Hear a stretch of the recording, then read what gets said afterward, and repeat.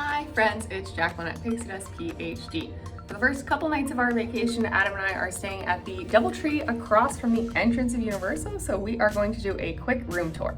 We're in room 1840, so that is on the 18th floor in the South Tower.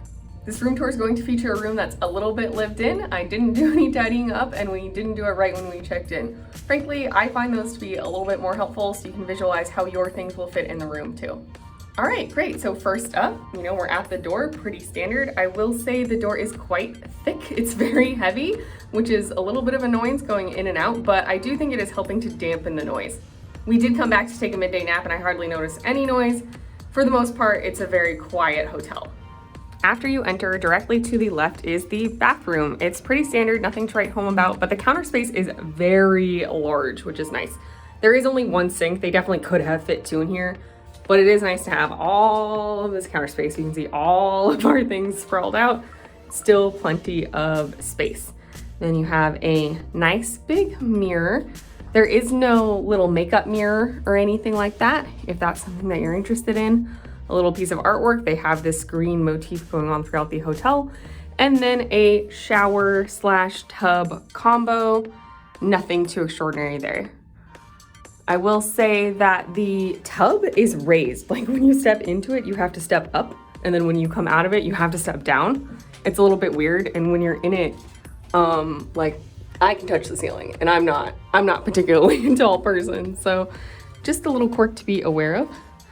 Behind the bathroom door is this little pseudo linen closet. This is where all the clean towels are, as well as extra toilet paper and a hair dryer.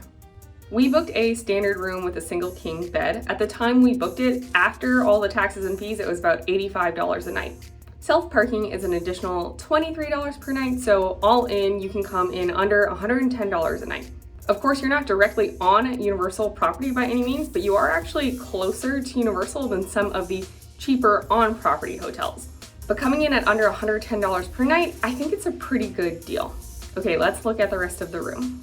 Exiting the bathroom, here is the main part of the room. It's not like a DoubleTree suite where you have a separate living area and bedroom. It is still a large-ish room though. To your right, you have a full-length mirror, which is really nice.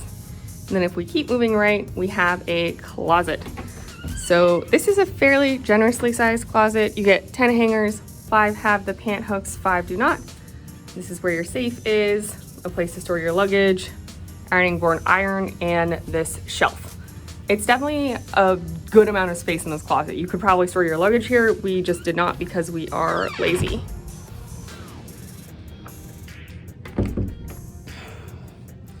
So then you have your bed. Adam is stretching right now. On either side, you've got side tables. So all of them, both of them have one USB outlet and then 2 normal outlets. On this side, of course, one of these outlets is being used for the clock. And then you have these reading lights, which the power is secretly back here. Took me a minute to figure that out. The bedside tables themselves don't have drawers, just these empty spaces, but definitely handy for putting things. And then even though this is a king size bed, so it's quite large, because the room is so large, you still have quite a lot of space. So between the bed and the closet, plenty of space. And then on the other side, same bedside table, between the bed and this lounger chair, a good amount of space. So you do have this green lounge chair. We're obviously just using it to store our luggage, but that's a nice option for you if you want that. There's another small side table where they gave us our ice container and some disposable cups. You could easily move this around if you want. Then we have this huge window. From our room, exactly, there's not a view or anything. We didn't pay for a view, so there's the parking lot. You can see the pool down there, but no theme park view. But yeah, it's a nice big window. You can feel the heat radiating from it, which is pretty nuts. It's a very big contrast from the AC temperature inside the room. And then you have 2 sets of curtains. There's these nice blackout curtains on the inner, and then these decorative curtains on the outer. And the blackout curtains do work very well. Like I said, we took a midday nap and the light was not a problem at all. Finally, you have some more floor space. So I just put my luggage down here. And then this large combination desk slash TV stand slash dresser slash cabinet for the mini fridge. So the safe is in the closet. So this is a mini fridge. It does have the world's little, tiniest freezer slot. That's basically worthless, but it's good for some waters. We have some Cokes, a LaCroix, and that's a piece of leftover cake from last night. And then you have 4 drawers here. These are all nicely sized. They fit quite a lot. We're just storing some of our clothes in here for now. Decently large TV. I'm very bad at guessing. I don't know what the dimensions are, but it does come with cable, which is awesome. So we've been watching football and soccer and late night TV while we are hanging out in the room. And then just a huge amount of space to put your stuff on, which we have done judiciously. This desk lamp has a couple of outlets built into it. This one is the coffee machine though. So if you want to have coffee, this came plugged in when we got into the room. I then just plugged in one of our units that has even more spaces to plug things in.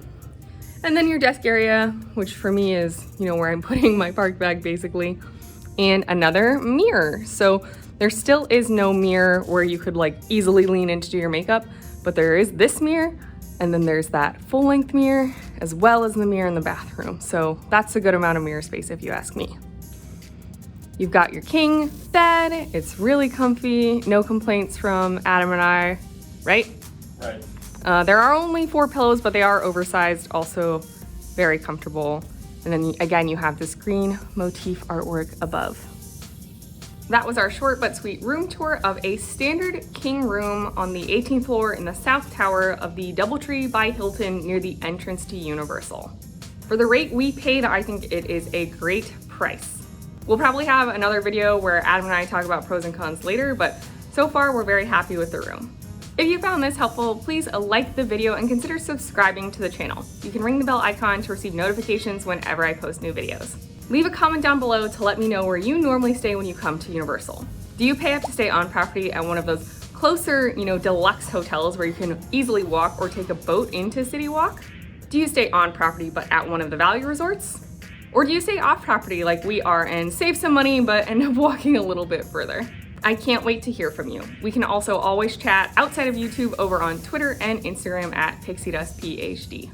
We are just finishing up our midday break after showering, taking a nap, freshening up. We're about to head out to the park, so I will see you all later.